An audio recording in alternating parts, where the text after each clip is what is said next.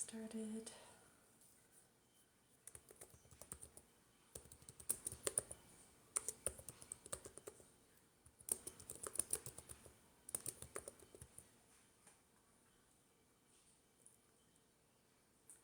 Hello, hello.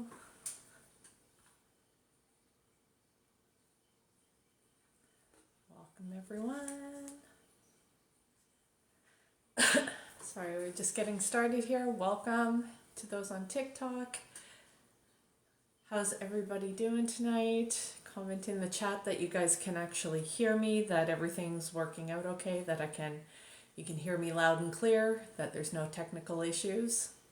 Got some cool stuff that we're going to talk about tonight. So the last couple of days we've been a little bit more corporate, a little bit more technical, that kind of stuff. So today we're going to actually do a little bit more fun stuff. So if this is your first time joining me, my name is Tina. I am a happiness coach and I help people go from being in a dark place to being happier in their lives and in their businesses. And so how I do that is I share my experience, strength, and hope.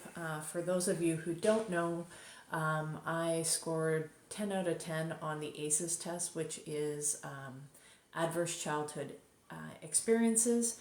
And so, but most of the time people would not know that I had been through what I've been through. And oftentimes I get questioned, how are you able to be so happy? How are you able to be the way that you are, where, sorry, I'm just having a bit of a technical issue on the Facebook one here. Just give me 1 second, guys. All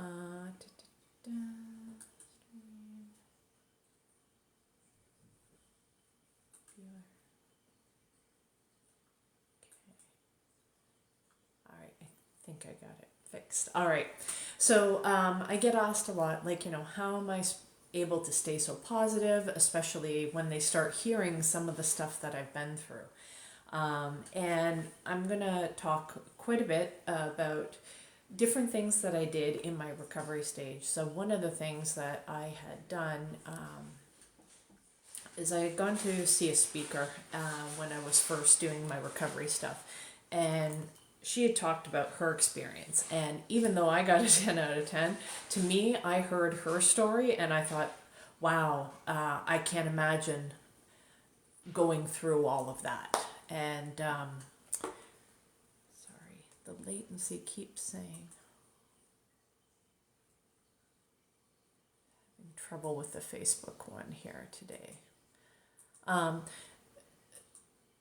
So I couldn't imagine going through what she went through. So it can be easy. That's one of the drawbacks, is it can be easy to end up comparing to other people's circumstances, other people's situations, and thinking that what we went through maybe wasn't that bad. But in order to do the healing work, we do actually need to feel what we went through. So minimizing our own experience by saying, well, they had it worse, so I should be happy with what happened, is not the way to get happy. And you can be happy and process this stuff, right? So one of the things that she talked about was about starting to bring happiness into our lives. And she did that. She used a book called The Woman's Comfort Book, which it basically outlines a bunch of different feelings, and it's got this whole little chart kind of thing. And then you could flip to it if you were feeling sad. You could try these exercises and it would give you the page number to reference, and then there were little exercises that you could do. So I highly recommend that book. If you haven't read it, try picking it up.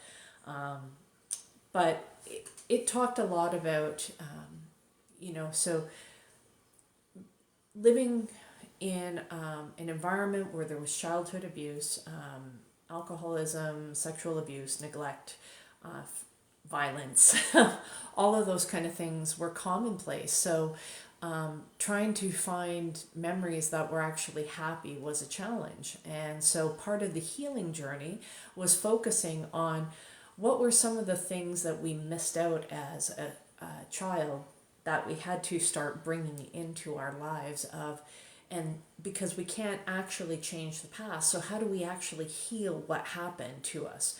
And the way that we do that is by changing the experiences that we're having today, the things that we felt like we had missed out on. So one of the ways that I do that today is I work on my art, and because a couple of reasons. One is I didn't get a whole lot of time to do it, but the few times that I did, I really enjoyed being able to color in my room. I had this little game called Fashion Plates, and you can mix and match, and you could draw different outfits for the and you kind of traced over, and then you could color in the different things. So I would do those kind of things, and I liked creating patterns and stuff like that. So it's cool that I've started doing abstract art, which I actually find really fulfilling. It is in line with me because it's not a long process, it's a short process, and I can get one painting done every day. And so for me, that is rewarding, where if it's a longer project, it's usually, there's a high chance or a high probability that I won't follow through with it. So when we think of our childhoods and the stuff that we went through, being able to find those happier memories, what are some of the things that we enjoyed doing as a child, and what kind of things can we bring back into our adult experience to nurture that inner child within us?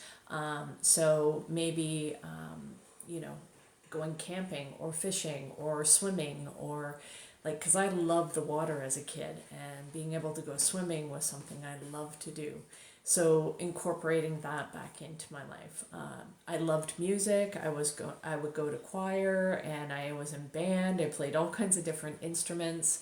Not very well, but I loved music. So much so that I actually would get up when I was in high school. I would get up. I'd get my mom to drive me to school before she went into work, and she had to drop me off at like 6:30 in the morning, and the teacher was there, and I could go in, and I would go into the music room, and I would practice before school started, and then I would go to school, and then on my lunch break I would come back and I would practice on my lunch break, and then after school I would wait until my mom came to pick me up, and I would practice in school for the music room. And I just loved being in music. And part of the problem of why I wasn't so good is because I would always switch instruments, and my teacher was always giving me shit because I would play all these different instruments, and I wouldn't stick with one long enough to get really good at it. But I was good at I could do a bunch of them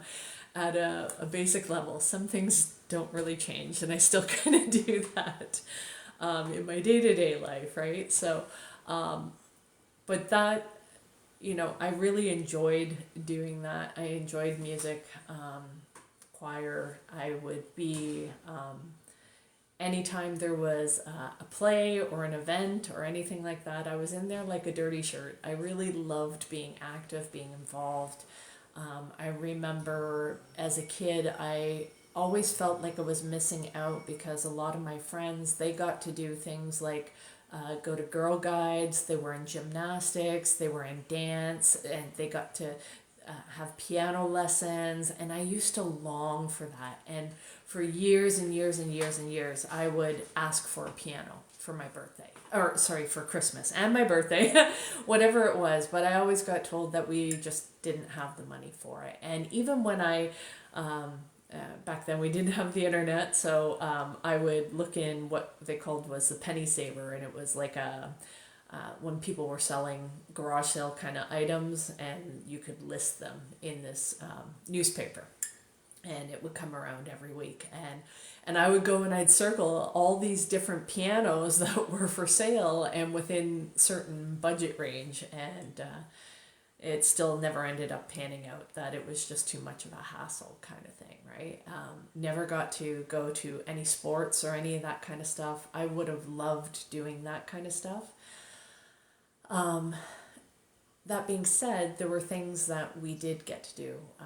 So my brother and I, we went to the movies every weekend, right? So we would always go to the movies together. We'd see things like Star Wars, and we'd go to the arcade. We'd have fun there. I always ran out of money first because I was terrible at stuff. I had a lazy eye as a kid, and so my hand-eye coordination, my depth perception was totally fucked. But those were some of the things that we would do. My brother used to always follow me around the mall too, and I hated it at the time, but now it's kind of funny. But he'd always like try to embarrass me, younger brother thing, and I always got told I had to bring my brother with me no matter what, and he'd just get to the mall and he would do all kinds of things to try to embarrass me. Like he'd trip and fall, he'd like act stupid, and things that I would imitate, but they're not politically correct these days. So we would do those kind of things. So in the midst of all the trauma in the past, being able to look back at what had gone on and find some of the happy memories. One of the things I loved to do was we went to my aunt's cottage in Bancroft, Ontario, and it was a nice camping resort area, and we used to go up there in the summertime and visit my uncle's sister. It was her cottage. It was a great lake and everything, and we used to have so much fun up there. They had all kinds of board games to play and stuff like that. I loved playing board games. I loved being up at the cottage because we would get family interaction time, right? That was so valuable to me. We would play board games, we'd play cards, and there was no TV and stuff like that. I remember the rich people that lived, that had the cottage next door. They were the ones, they had a microwave in their cottage when we didn't even have a microwave in the house. So they had a microwave in their cottage. They had a VCR. Ooh. And they were the rich ones. And I remember getting invited over to the lady's cottage, and I was able to watch the movie Gone with the Wind. And they thought, she's not going to sit through it, because I was fairly young. I was probably under 10, and that movie is like 3 hours long. I freaking loved it. I was glued to the TV set, and I watched the whole thing from start to end, and I was just so mesmerized by it, especially in the beginning with the ball gowns and everything, and just like the southern accent, and I know it's not the best. And Rhett Butler, oh my God, he was so dreamy. Tall, dark, and handsome kind of thing, right? But I love that movie. And I also love Scarlett O'Hara of her strength, her determination, and, her vow to never go hungry again kind of thing. Like she had been through it. She went from having everything to like having nothing because of the Civil War, and then the strength and everything that she had to endure. And I remember after that movie ended, I was like, again, I want to watch it again. And they were like, wow, we didn't think you'd get through the 3 hours. And here you were. It was, I watched it and I wanted to watch it again. So it made me think of different movies, different cartoons and stuff like that impacted you, that you remember having happy memories of as a child. And a lot of times, especially in this past year, I went back and I watched some of those movies to as a way to comfort myself. So like my favorite Disney character, because we loved watching Disney. It was something that I looked forward to every weekend. It's escaping me. I can see it picture, but we'd watch it every weekend. The Magical World of Disney, I think it was that one. But anyway, my favorite character was Snow White, and I got to go see that in the movie theater, and we had to go into the city. We had to go into Toronto to actually watch this. And so that was a big deal. I had never been into the city. It was like a big event, and got to go see Snow White, and I friggin' loved Snow White. And it's funny because it's like when I go back and I watch those movies, and it's like those things that we watch as children actually shape us, and they start to have an impact on us, good or bad, or otherwise, right? But it's like I think of Snow White. It was her wicked stepmom that was actually jealous of her, and I could relate to some of that. So if I got too much attention, that wasn't a good thing, right? So I could relate to that. Then the huntsman didn't actually kill her, because she was so sweet, she was so kind, so he actually let her go. And it's like, oh, okay, there's a little seed that got planted. It's like that could be part of what shaped me in how I am, in that, you know, being kind, being sweet, might be the thing that actually saves you, right? And I think that had served me quite a bit, and it kept me probably from receiving less violence than I had experienced. So, and then it's like the whole thing of Snow White. It's like, I embody her qualities, a lot of them. She loved animals, she'd be out in the forest. she hung around with a bunch of guys, and she cooked and she cleaned for them, and even the grumpy ones, she was able to cheer them up, and she was able to win them over. And it's like, okay, that's very much my personality. The only thing I don't have is the dark hair, right? So I find that very interesting when you go back and you watch those childhood movies and those things that you grew up with, and seeing how they actually shape you. Stories are that powerful, right? And going back and tapping into that and giving yourself the ability to do that. I remember even in a work environment, there was a time where this company I was working with, we were going through a stressful time, and the manager at the time had decided that one of the things that we kind of needed was, we did like this team exercise where we had to bring in pictures of ourselves as a child, and that really softened the edginess that was going on in the environment. It helped remind each and every one of us that even as adults, like when we're being hard or being difficult or we're in challenging situations, to remember we are all a child at heart, right? That's who we were. My cat.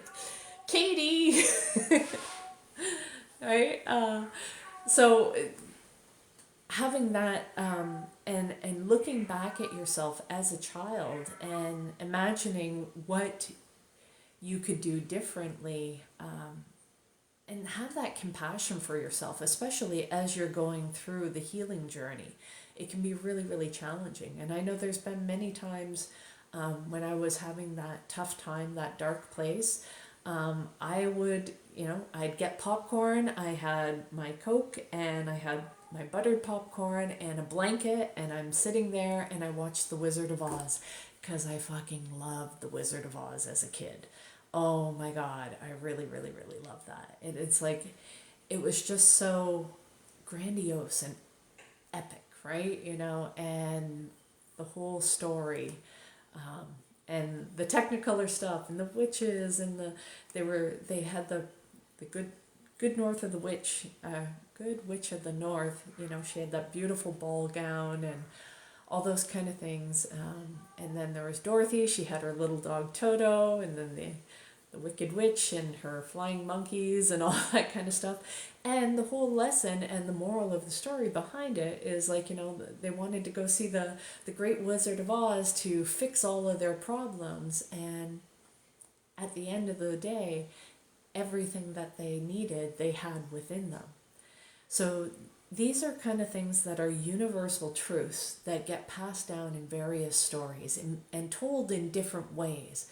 But when there's something that is true, that it will be cross-pollinated, if you will, and it can be encapsulated in many different areas and told in many different ways. So there's different ways that we can tell the same story that can help serve us, and bringing that into our current today reality. And if there's things that you never got to do as a kid, like one of the things that I had done when I became an adult and I was like going through my healing journey, I was like, I told the story about always wanting a piano and I never got a piano and all of that kind of stuff. So I went and I got myself the thing that I missed out on as a kid. And that was actually very healing for me. Even though I didn't play it much, it just sat there and I had it and I could look at it. And I really enjoyed it, just knowing that I had it there. And then when I went and moved from the house that I had, I ended up selling it to my niece. But, it's one of those things that I will probably pick back up again. It was partly because I expected myself to be able to learn that, and not realize, or just be able to play it, right? And because I kept telling myself I wasn't very good at it, I didn't stick with it, and I didn't try to. Stumpy, honestly. Bidoo, come here. She's got her little toy. She likes. See, that was the other thing too. Oh. Just even, come here, baby. Ugh. This is my chonky cat, Stumpy. This is the one that's been running around yelling. So, cats in and of themselves is a huge healing thing that I did as an adult, because I had a cat when the abuser first came into our lives. And hang on just a sec, I'm just going to turn this fireplace off, it's getting a little warm. So I had a cat that my mom had, before the abuser had come to live with us. She had found this cat at the workplace and she brought it home. And at first it was Easter time, and this cat was sticking its nose through the cardboard box, and I thought it was a rabbit at first, but it was a black and white cat, and I was over the moon that I got a cat. Right, we had budgies, we had goldfish, but we had dogs. We had Dobermans, and I love Dobermans, but so we had dogs as a kid, but never a cat. And so I was so excited, and this cat friggin' loved me. I got scratched up like no tomorrow, but and nobody could really touch this cat because I think she was a little bit semi-feral, considering she was rescued from like a factory kind of area. So she had this, she wouldn't let anybody else touch her, but every night I would take her and I would drag her and into my bed, and then I kind of stuff her under the blankets, and then she'd kind of wiggle her way up, and then her and we'd say our prayers together at night. That's what I would do. Into my bed, and then I kind of stuff her under the blankets, and then she'd kind of wiggle her way up, and then her and we'd say our prayers together at night. That's what I would do. Every night I'd bring her in, and but the abuser ended up getting rid of her, or making my mom get rid of her, because and it was blamed on me that I wasn't taking care of the cat. I wasn't scooping the litters, and I was maybe like grade 2 or something, grade 3. Yeah. So it first of all made it clear that it was my fault that the cat was going to be given away, and the next thing and I know why it was, is because that cat was actually protective of me, and he couldn't get close to me because she would see him and she'd go like running down the hall like just to claw him, and I was like, oh, she was such a good girl.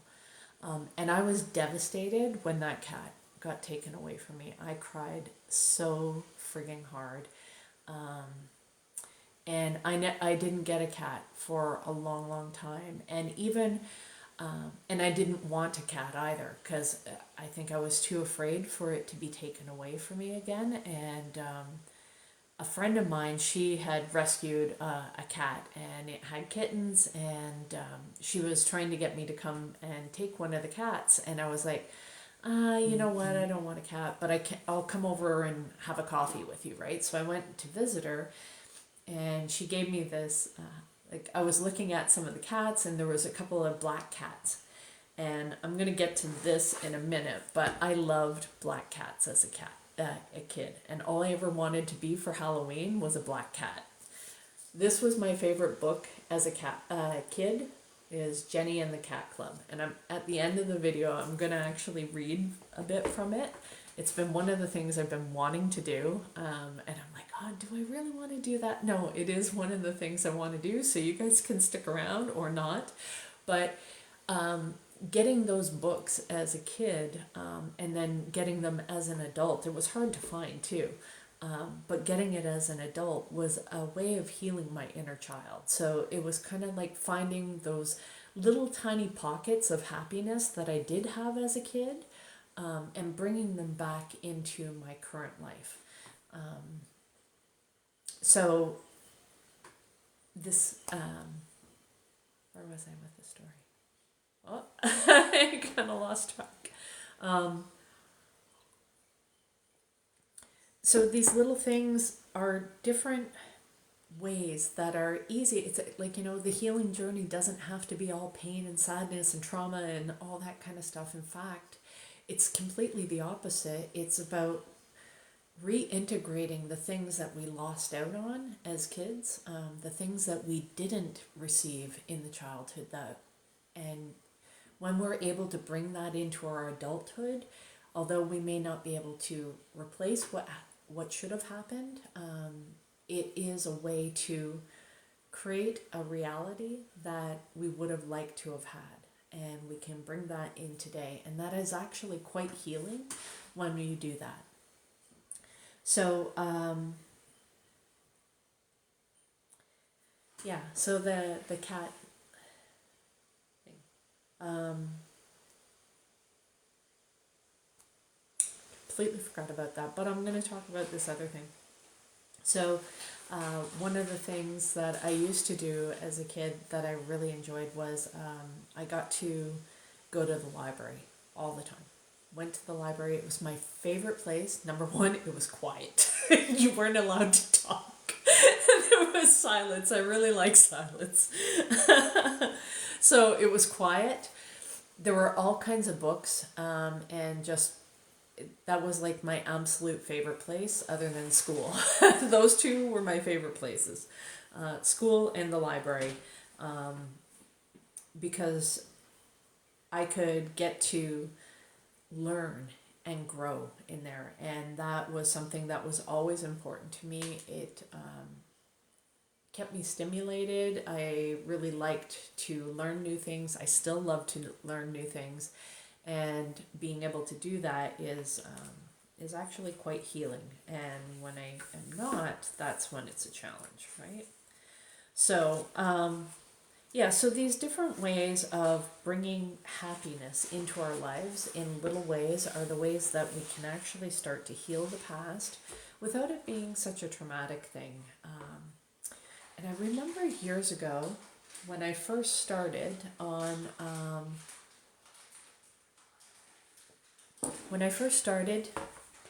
with online sales and closing. I had started with a group that was helping create a retreat for women that were abused, and they were wanting to deal with their sexual abuse in a retreat kind of environment, which was great.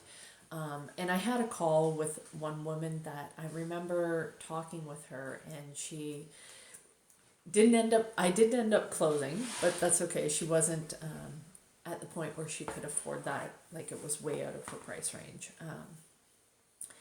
And and I know you can overcome those objections sometimes, but if somebody makes 20 grand a year, paying 10 grand for a retreat is going to be a bit of a stretch.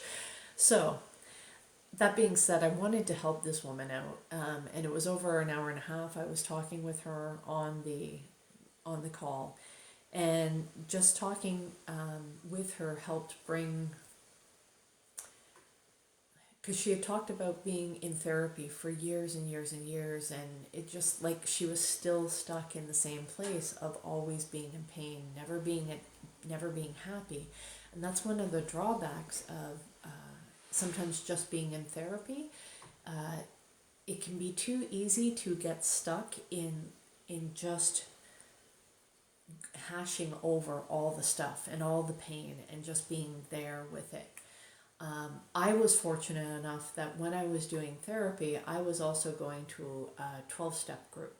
And going to that 12-step group actually helped me, give me a roadmap, a guide to dig deeper in the therapy, and also tools to actually start moving beyond the pain and start actually living a full and happy, fulfilled spiritual life.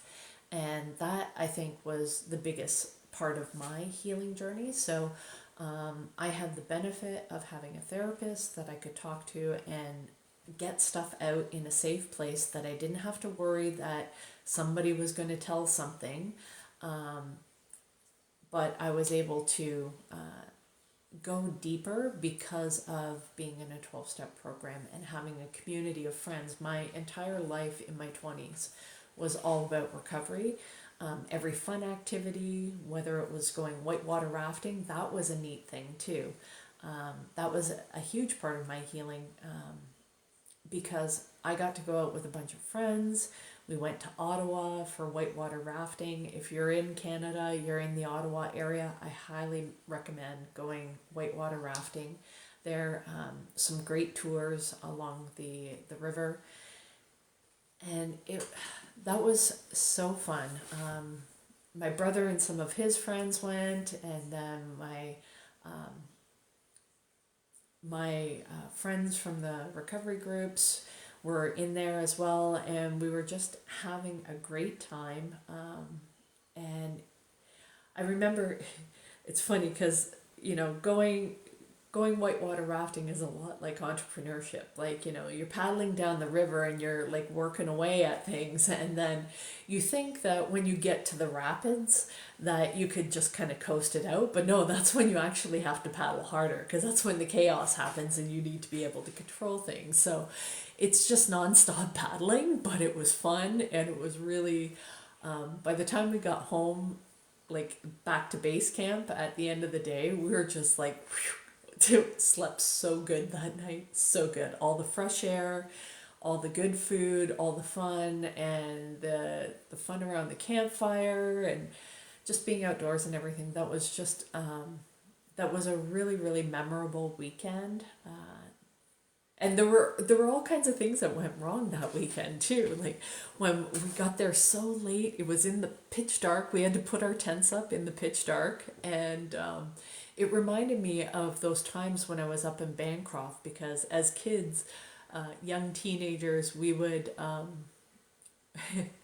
we would leave, we'd sneak out of the cottage at night, and then we'd go around and we'd just kind of walk around. And then there was this other like a retreat center. It was actually Joy Bible Camp in Bancroft, and we would just do all kinds of, like, we just wander around in the forest and tell ghost stories and all kinds of trying to freak each other out. And I was with my cousins, and we'd get into minor trouble and stuff like that. Like we were walking along the beach and we didn't realize they were preparing for a sandcastle contest. And we kind of accidentally trashed a couple of sandcastles, not realizing, because we had tripped over stuff because we couldn't see what we were doing, because you didn't have cell phones back then either. And yeah, so I felt bad about that. But I was always the kid in the group that my cousins, they were always kind of, they would get into trouble. They would, like even when we were at the campground, they would steal alcohol and they'd drink and everything. And I was the one that kind of stayed around them to make sure that they didn't get into too much trouble, that we didn't actually get the police involved. But there was minor mischief that happened. And those were fun times, fun memories with those kind of things. But so looking back at that, and the times in Bancroft were also good because that aunt and uncle that had the cottage, they actually owned the Dairy Queen in town. That was the best. So when it came time to close up at the end of the night, we'd go in and we'd have to drive into town from the cottage and go in, and then they'd be cleaning up and locking up.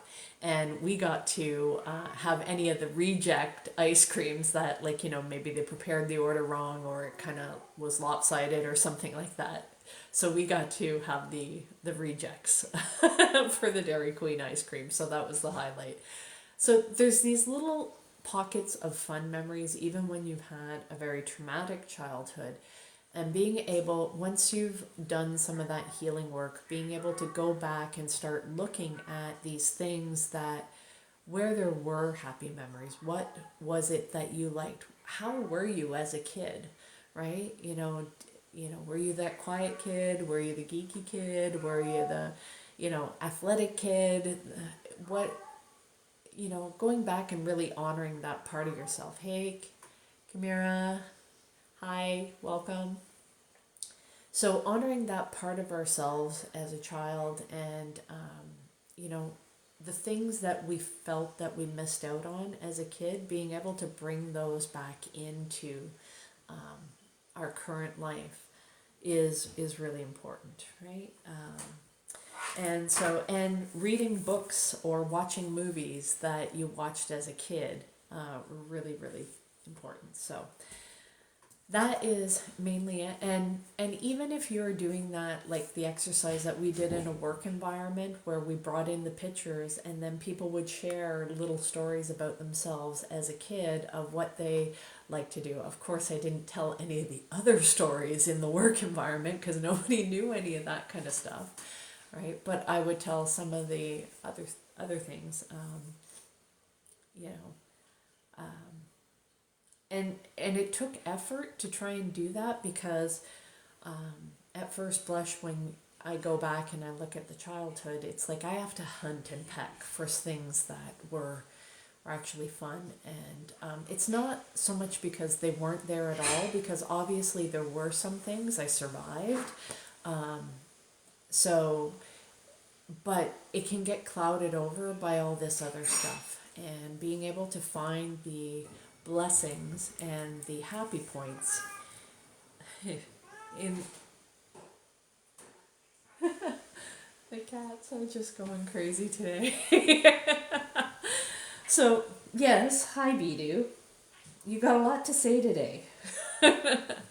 Oh yeah, that's where I was telling that. So I was telling the story about the cat, of how the abuser, he got rid of the cat because my cat was always attacking him, and then turned it around and blamed it that I wasn't taking care of the cat, and that's why they had to get rid of the cat.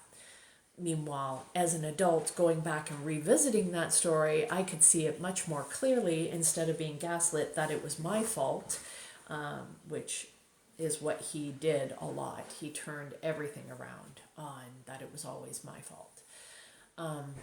So going back and seeing it for truth, looking at it through an adult's eyes instead of a child's eyes is really important part of the healing and recovery process, because then you can see it differently, and then you can start to make different decisions. It's like, because as a child we make decisions based on the information that we know at the time, and that creates beliefs within us that we carry through adulthood, and then wonder why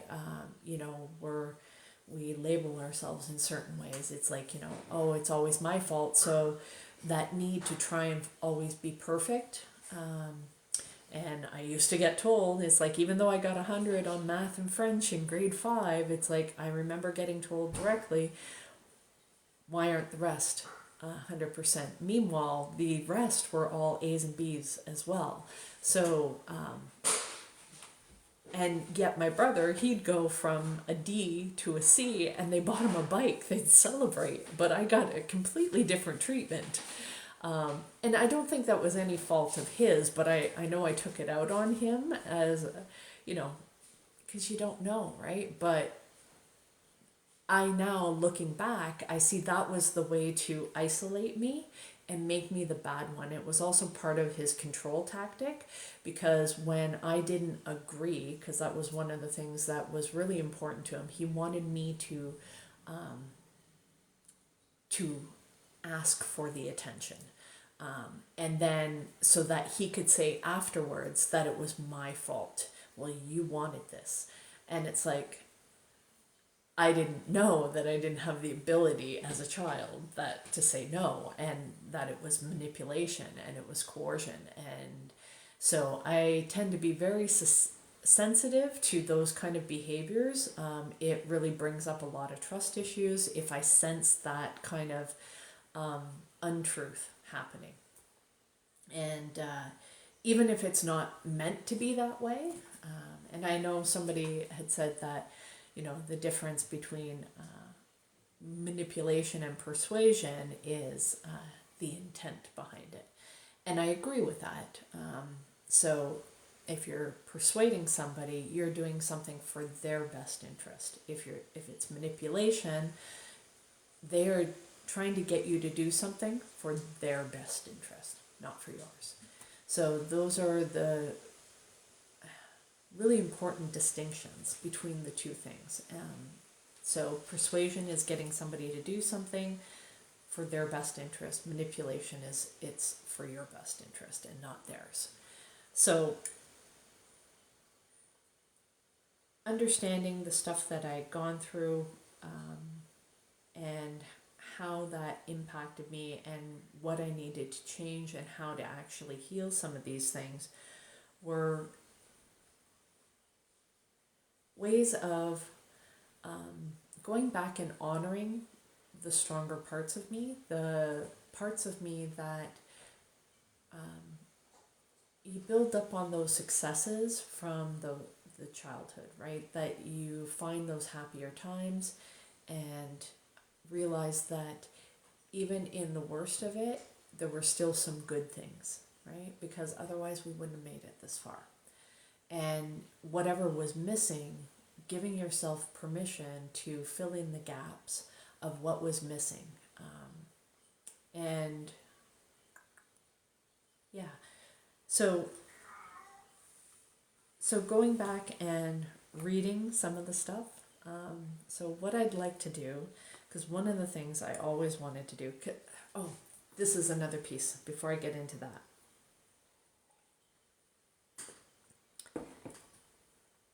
When you think of who you were as a child, what did you want to grow up to be?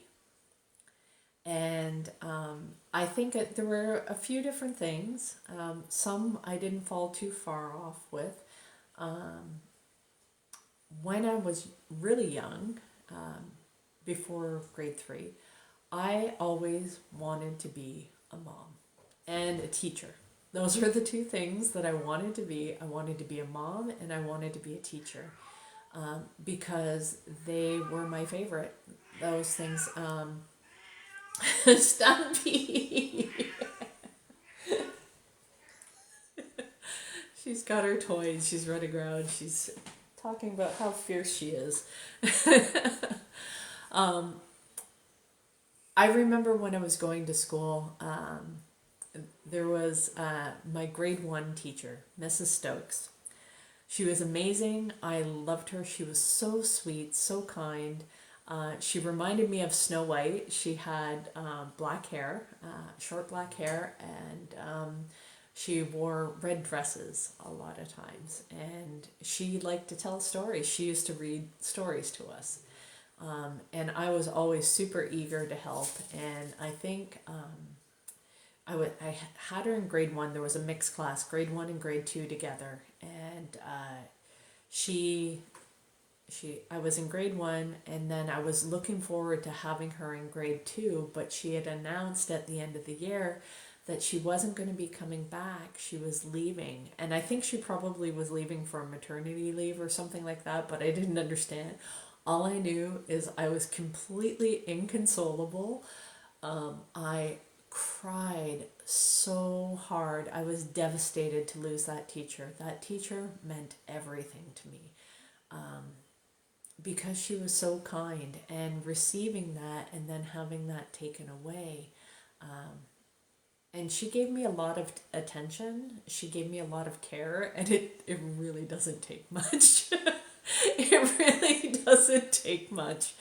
And, you know, I remember being devastated that she was gone. So wanting to be like her was always something that was really important for me. The next teacher that I found that was actually really helpful was he was actually a gym teacher, so I was a little bit afraid. But Mr. Cracknell was my grade 6 gym teacher, and he used to always have a cup of coffee on his desk, and it always smelled so good. And I didn't drink coffee or any of that kind of stuff. I just remember the smell of coffee being a very comforting smell. I liked him. He was a tough, strict teacher. Oh, but he was awesome though. He really pushed you, and I really liked that about him. And he was our math teacher, and he would go through with problems and composition where you had to write up procedures. So, some solving problems and writing procedures, which I did a lot of in my corporate life. So these are things that shape us, for better or worse, from our childhood, but not all of it is bad. It's like those good examples shape us just as much. And being able to see those positives, it's like, what are the teachers, who are the people in your life that had some of the biggest impacts on you, that their example of who they were made you feel like, you know what, I want to be like that person. And so Mrs. Stokes, I friggin' loved her. I wanted to be like her. I also wanted to be like, there were some kids that I went to school with then. They were kids that their mom, there was this anime show, I can't remember the name of it, but I can remember they had like bird kind of costumes, and I know there was one female in it, and I think her name was Princess, and I think the lead guy was Mark, I think. I can see the costume is like blue and white, and hers was pink, and it's just like, and these kids, their mom made them Battle of the Planets. Okay, thank you. I love that anime, when I was a kid, and I remember thinking how freaking cool that their mom made them those costumes, and I really wish, like, I wanted to grow up and be one of those moms. She was also a stay-at-home mom, and I guess maybe we always want what we didn't have. My mom, she was a single mom, so she not only worked one job, she worked two. So she was gone most of the time. And so the ideal of being a stay-at-home mom, shows that I used to like to watch were Leave It to Beaver. She had a nice dress, and she stayed at home, she took care of the kids, that kind of stuff. Brady Bunch, Bewitched, all those shows. When you go back and watch them now though, and you're like, oh my god, there's so much wrong with that. We've progressed so much. But looking back and seeing the shows that actually shaped you, and did they shape you for the better, or are these things that, like I talked about in a couple of videos ago, do you need to update your operating procedures? Do you need to update your SOPs? And it's funny going back and reading this book that I loved as a kid. I'm like, oh my God, this explains so much. But so with that, guys, I think I'm going to start to read this. So if you want to stick around, I'm going to read a bedtime story for us because I made some changes today and I did my workout earlier, so I'm not going to do it after this. And I'm going to wind down with a nice bedtime story. So hopefully you guys will enjoy this. And yeah, and for those of you that are coming back, tomorrow around 9 p.m. ish Eastern Standard Time is when I will come on and we'll go through anything that you guys want to talk about, any questions. Feel free to ask those and we'll go through various trainings, okay? So, and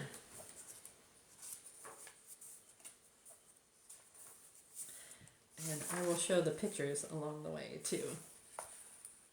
So, here's Jenny, a little black cat. So this is a mystery why I always wanted to be a little black cat for Halloween. In Captain Tinker's garden, once upon a time, there was a cat club. All the cats and kittens in the neighborhood were members, all but Jenny Linsky. Jenny Linsky was a small black orphan cat who lived with Captain Tinker. He had found Jenny in the street where a dog was chasing her. No one knew where she had come from, and the captain took her home. He was very kind to Jenny. She had cream and chicken every night for supper. Her coal black fur grew soft and glossy. Her yellow eyes began to have a happy look. One day the captain said to her, "You and I must always be best friends." That made Jenny's heart beat fast. But the captain added gently, "I think a little cat like you should go outdoors sometimes and play. Lots of nice cats live in the garden." Jenny had often heard the cat club singing after dark. They do have fun, she thought, but she was too shy to say hello to them. Shy cats need a little help, thought Captain Tinker to himself. Captain Tinker, who was an old sailor, liked to make things shiny and many years ago had learned to knit. He knitted a woolen scarf for Jenny, a bright red woolen scarf to go with her black fur and her yellow eyes. How Jenny loved that scarf. How brave she felt when she was wearing it. And one fine night she put it on and she went into the garden. It was a lovely garden full of flowers and trees and bushes. On 3 sides were rows of pink brick houses. On the other side, a tall board fence that kept the dogs away. Jenny and the captain lived in the brick house that was covered with ivy. Jenny crept softly through the grass, found a hiding space beneath a rose bush. There she waited for the cat club. She waited a long time. There she is with her little red scarf. Suddenly, a slim white cat sped through the grass, dashed up the maple tree, and began to sing. This was Concertina, the club's secretary, she sang.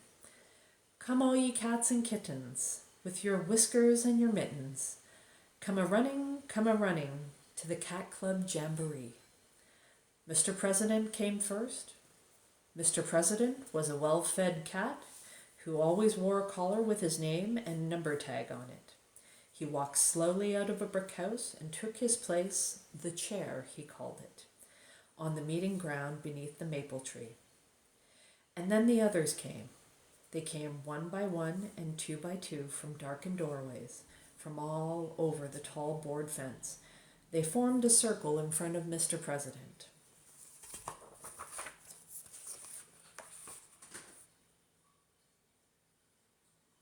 This one here is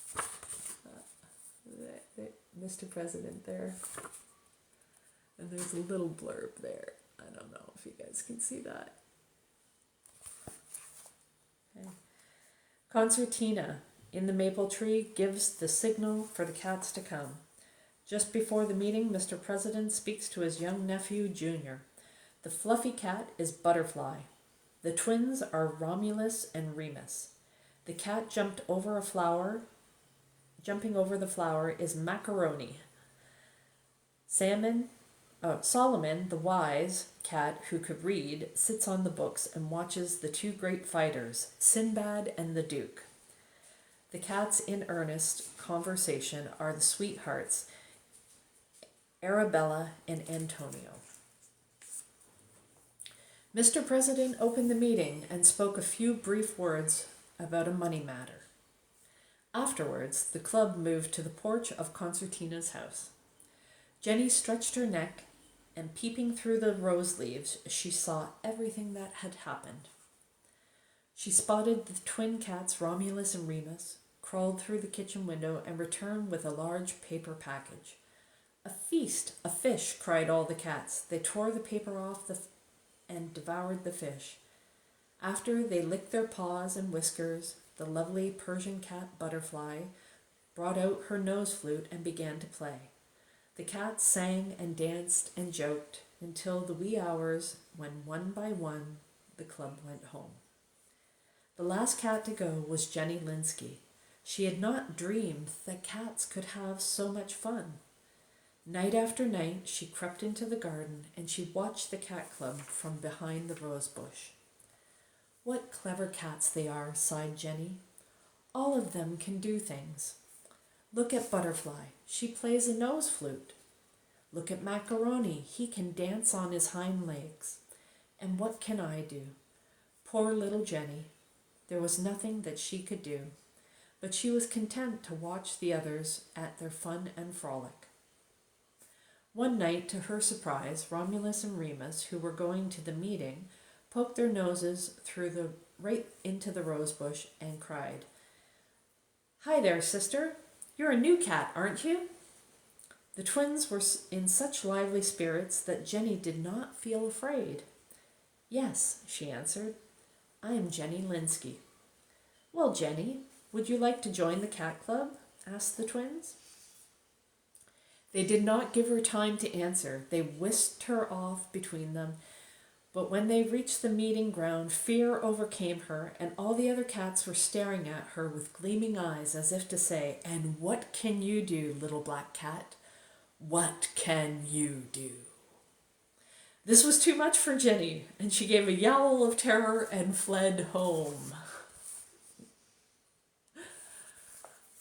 I am laughing at this point because this was so me as a kid. It's a wonder why this was my favorite book. And just having them do the whole cat club meeting, it's like I created a cat club when I was in grade 3 and I ran meetings. It's a wonder why I ended up in corporate and spreadsheets were my fun time.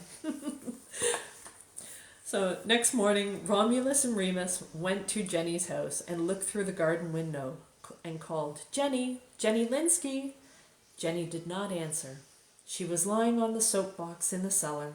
The twins had come to cheer her up, and they went away discouraged. In the afternoon, the Persian cat, the lovely one named Butterfly, pressed her silky face against the window pane and called, "Jenny, Jenny Linsky."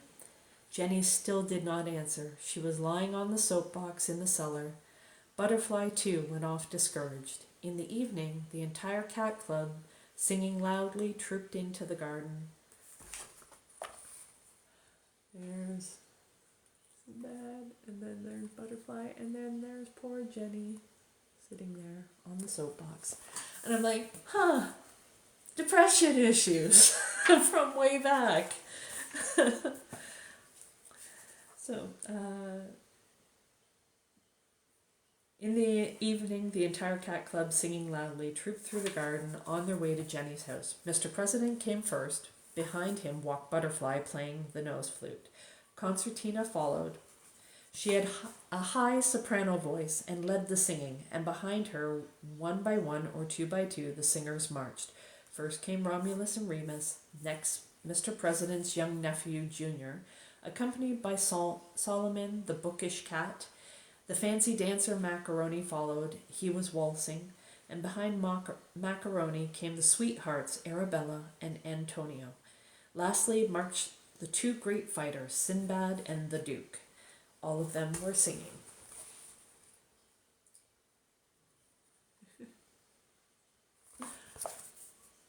I'm having fun with this. I don't know if you guys are, but I am. Meow and purr. We want her. Jenny, Jenny, Jenny.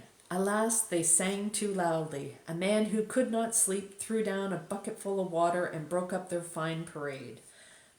The members scampered home to dry off their dripping fur. They did not meet again until the following night, when they had other plans and did not go to Jenny's house.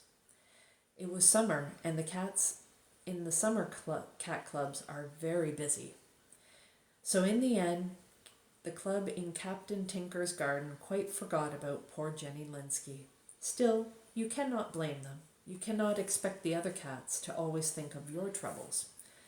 Jenny, who was ashamed for having run away, now stayed indoors. Time dragged on, and now she played games with Captain Tinker.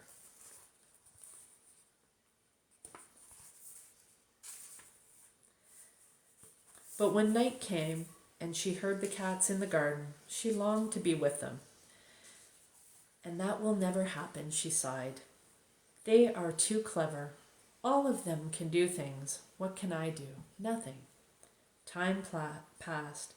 The birds flew south. The honeysuckle and the rosebush lost all their leaves. Winter came, and everything was frozen. Then Captain Tinker flooded the garden and made a pond where the boys and girls could skate. One day, while Jenny was watching the skating from the window, she turned suddenly to Captain Tinker. I should love to skate, she said. That's something I could do. Jenny was surprised that Captain Tinker did not answer. She went to him and put her paw on his arm. Captain, she said, if only I could have some skates. So I'm laughing. I didn't ice skate, but I did roller skate as a kid, and I friggin' loved it. Captain Tinker remained silent. He sat in his armchair, puffing his pipe and looking thoughtful. Jenny did not know that out of the corner of his eye, Captain watched her as she climbed the stairs. Upstairs, she hunted for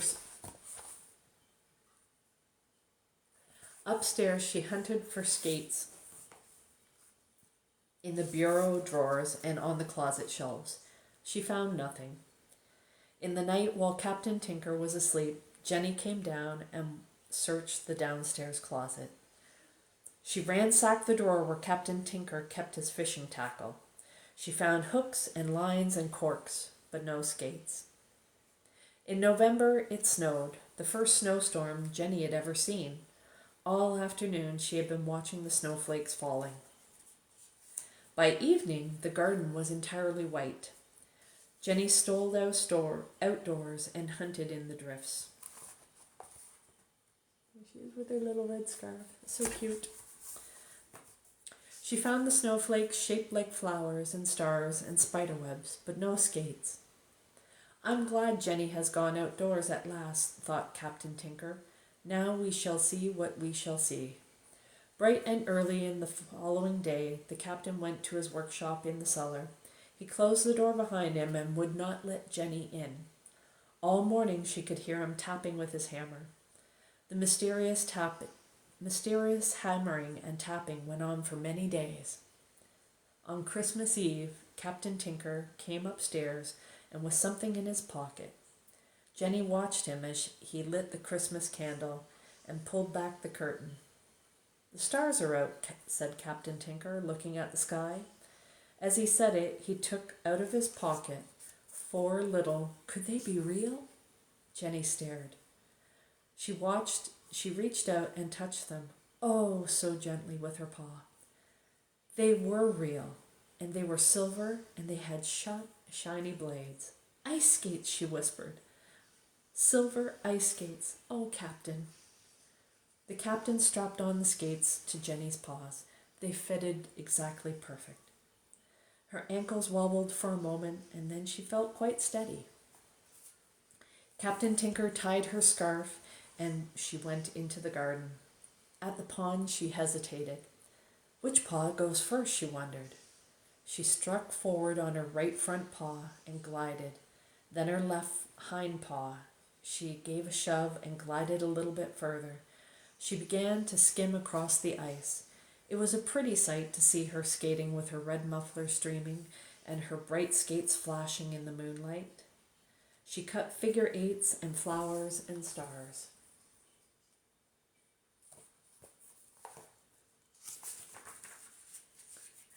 The cat club saw her. They were at the other end of the pond. They had been singing Christmas carols. Their mouths hung open and their eyes bulging were fixed on Jenny Linsky. No one in the cat club had ever seen a cat skate. Suddenly, Romulus and Remus cried, "Jenny! Jenny Linsky!" And all the other cats cried, "Jenny! Jenny Linsky!" She glided toward them. Romulus and Remus dashed to meet her, and before she knew it, she was standing in front of Mr. President. "Mr. President," said Romulus and Remus, "we hope that this black cat, a friend of ours, will now be asked to join the cat club." Look at this. Oh my God, I freaking love this so much. I love this so much. Mr. President looked at Jenny with his beady eyes. "What is your name?" he asked. "Jenny Linsky," she replied. "Where do you live?" "In Captain Tinker's house." "Can you do anything?" asked Mr. President. "I can skate," said Jenny proudly. "Yippity yip yip yip," cried all the cats. When the cheering died down, Mr. President addressed the club saying, "The question is, shall our distinguished guest, Miss Jenny Linsky, who can skate, be asked to join the cat club?" All the cats in favor raised a right front paw. Every member raised a right front paw. All cats opposed kick a left hind leg. No one kicked a left hind leg. 2 cats went into the bushes to count the votes. They came back quickly and whispered in Mr. President's ear. Mr. President looked satisfied. He turned to Jenny. "Miss Jenny Linsky," said Mr. President, "the votes have been counted. And I have the noble honor to inform you that you are a member of the cat club."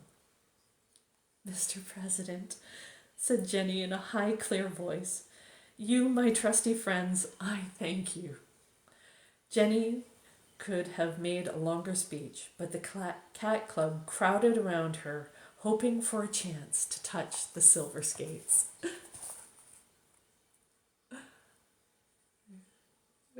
This way. Oh. I'm making bread while you're reading. Great speaking voice. Oh, thank you so much, Mark. Yeah, so that is the first story in Jenny and the Cat Club. There's many others, but I'll save that for another time. But this was so frigging fun. I really enjoyed it. It helped heal my inner child. I hope you guys enjoyed it as well. If you'd like to hear more of this kind of stuff, then let me know. And I'll do a bedtime story every once in a while. But guys, these are small, simple ways that really don't cost a whole lot to be able to bring little happiness, little joys into your life. And thank you for allowing me to share that with you. And this was great for me. I hope you enjoyed it. And have a great night. We'll talk to you again tomorrow. Take care.